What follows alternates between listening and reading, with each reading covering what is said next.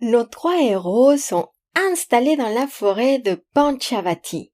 Ils créent rapidement une routine et ne savent pas que leur période de calme va être complètement chamboulée par l'arrivée non pas d'un Rakshasa, mais d'une Rakshasi. Et oui, un jour, pendant qu'elle se promène dans la forêt, Shurpanakha est attirée par l'odeur des humains. Quand elle s'approche de leur maison, ses yeux se posent instantanément sur Rama. Son cœur s'arrête de battre. Le jeune prince est tellement beau et rayonnant qu'elle tombe amoureuse de lui sur le champ. Mais comment cet événement est-il un lien direct avec l'enlèvement de Sita? C'est l'histoire que je vous raconte aujourd'hui. C'est parti!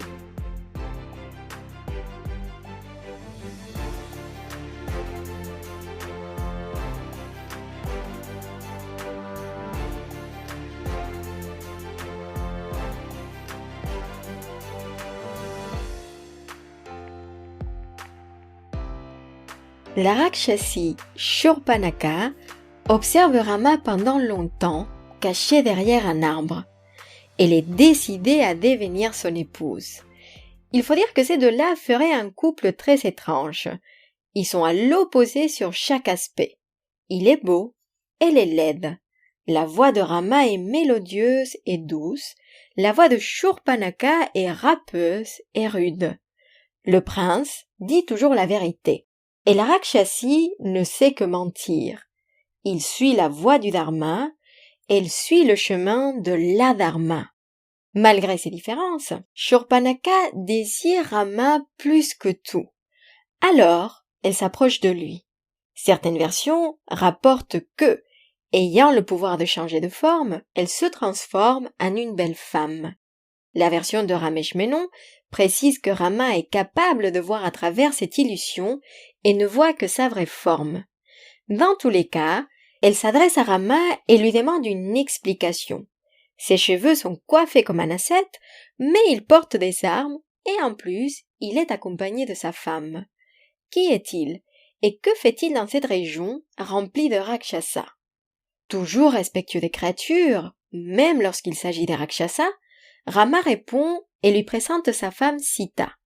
Il est dans cette forêt par le fruit de ses actions et par la volonté de ses parents. Lorsqu'il finit sa réponse, il souhaite savoir qui est-elle.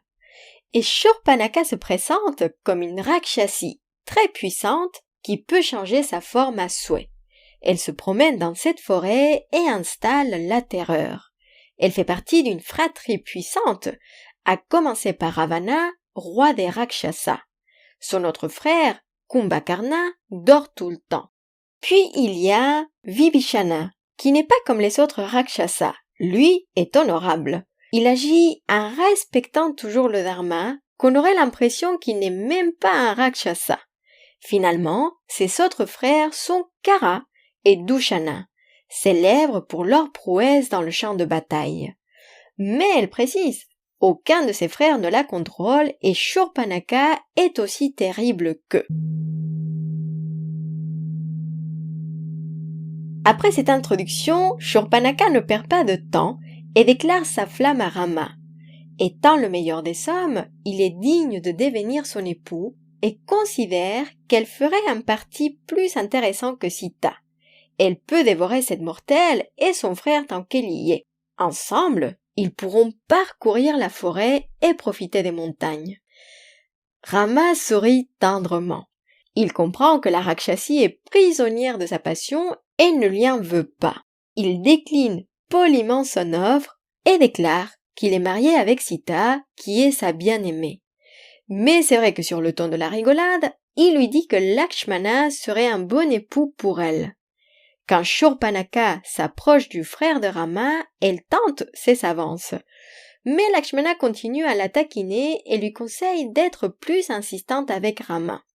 Vous l'aurez compris, Shurpanakha n'a pas beaucoup d'humour et au bout d'un moment elle réalise qu'on se moque d'elle. Et alors là, elle devient tellement frustrée qu'elle se jette contre Sita pour la dévorer. Lakshmana agit rapidement, il sort son épée et lui coupe le nez et les oreilles. Du sang noir coule sur le visage de Shurpanakha. Terrifiée, Elle part en courant, pleurant de douleur. Et oui, la pauvre. Elle se dirige vers le palais de son frère Kara, qui possède une grande armée de Rakshasa. Et quand il la voit, Kara souhaite savoir qui est le responsable de la défiguration de sa sœur. Shurpanakha raconte les événements qui viennent de se produire. Elle a soif de vengeance et surtout une envie folle de boire leur sang. Son frère n'hésite pas à l'aider et ordonne à 14 puissants Rakshasas d'attaquer ses mortels.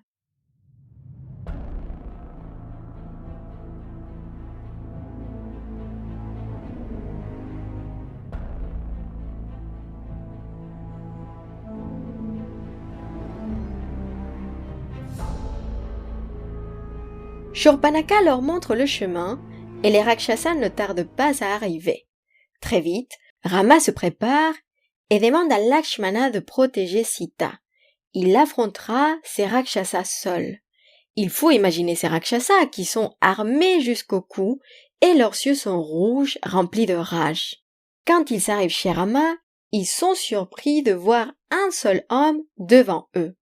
Et ils sont tellement arrogants qu'ils rient et se moquent de lui.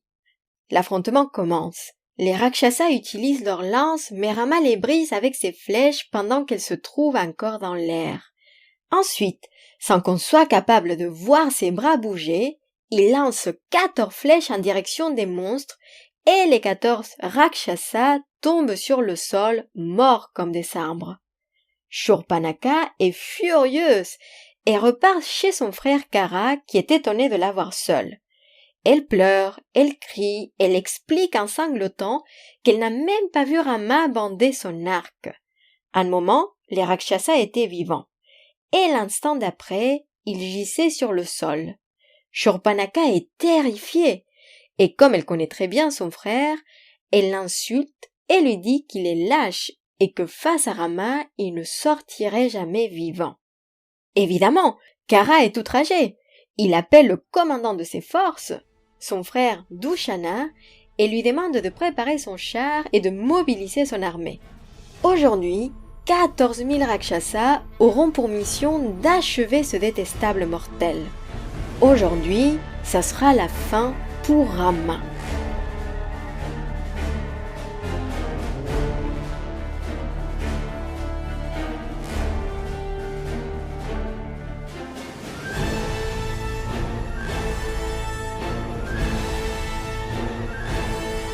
L'armée se prépare, mais dès qu'il commence à avancer, un gros nuage noir les suit et une pluie noire de la couleur du sang commence à tomber. Les chevaux tombent sans raison. On entend les chacals qui hurlent et quand Kara fait son cri de guerre, sa voix est chevrotante et tremble. Soudainement, il a une vision trouble. Tous ces signes sont un mauvais présage pour Kara et pour son armée, mais le Rakshasa choisit de ne pas faire attention et continue son avancement. Les Devas, les Rishis, les Gandharvas et les Siddhas se réunissent, désireux de voir cet affrontement. De leur côté, Rama et Lakshmana observent ces mêmes signes de loin et s'attendent au combat terrifiant. Le bras de Rama tremble, mais il reste confiant. Il demande à son frère de protéger Sita et de l'amener dans une caverne proche. Lorsque son frère s'exécute, Rama pousse un soupir de soulagement car son frère l'a écouté. Et oui, nous avons vu déjà avec quelle facilité peut s'emporter Lakshmana. Bref, Rama se prépare. Il met son armure et il brille. On dirait même qu'il paraît plus grand. On entend le rugissement de Rakshasa et les animaux se cachent. Cette armée ressemble à un océan qui va dévorer Rama. Ils ne perdent pas de temps et commencent à attaquer le prince. Mais Rama ne se laisse pas perturber et contre-attaque. Malgré tout, certaines flèches l'atteignent et Rama commence à saigner. Entre la sueur et le sang, son corps devient rouge comme le soleil qui se couche. On l'attaque avec des lances, avec des massues, on l'affronte à l'épée. Par moments, on a l'impression que l'armée des Rakshasas l'emporte. Mais Rama ne désespère pas. Il ne faut pas oublier qu'il affronte seul cette armée. Et en vérité, il se bat comme deux armées entières. Alors, il ne faut pas s'inquiéter. Grâce à ses armes, et à sa dextérité, ce guerrier est capable de lancer des milliers de flèches à la fois. Le combat continue. À un moment, le grand chef de l'armée, Dushana, se lance contre lui et en un seul geste, Rama lui coupe les bras. Le géant tombe sur le sol. C'est ainsi que l'impossible devient réalité et un seul homme abat les 14 000 Rakshasas, ou plus précisément 13 997. Et oui, les seuls survivants sont Kara, Trishiras et Rama.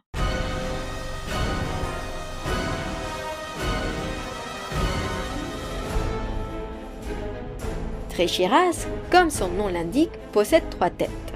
Il se décide à attaquer le prince et lance son attaque au bord de son char. Mais Rama montre la précision de son tir et détruit le char. Après un combat acharné, Rama profite d'un moment de faiblesse de son adversaire pour lui couper ses 3 têtes. Évidemment, Kara, le frère de Shurpanakha, est spectateur de la scène. Et il faut dire qu'il est un peu effrayé. Mais il se lance quand même dans la bataille. Et très vite, il démontre qu'il est un grand guerrier. Au bout d'un moment, Rama prend l'arc de Vishnu, celui que Agastya lui avait offert, et utilisant 3 flèches bien placées, le prince arrive à percer la tête et les bras de son adversaire. Ensuite, avec 13 flèches, il cible le char et les chevaux. Le coup final est donné avec une dernière flèche que Rama lance en direction du cœur de Kara. Et à la surprise de tous, parce que n'oublions pas que les Devas et les Gandharvas regardent attentivement cette bataille, Kara se lève et prend sa massue. Comme un taureau, il court vers Rama. Et avant qu'il puisse l'atteindre, Rama détruit l'arme du Rakshasa. Kara prend alors un arbre et le déracine. Et avec une flèche, le prince réduit l'arbre en petits morceaux. Finalement, Rama donne un dernier coup. On entend un cri effroyable et Kara tombe mort. Essoufflé, Rama regarde autour de lui et s'assoit par terre. La bataille est terminée.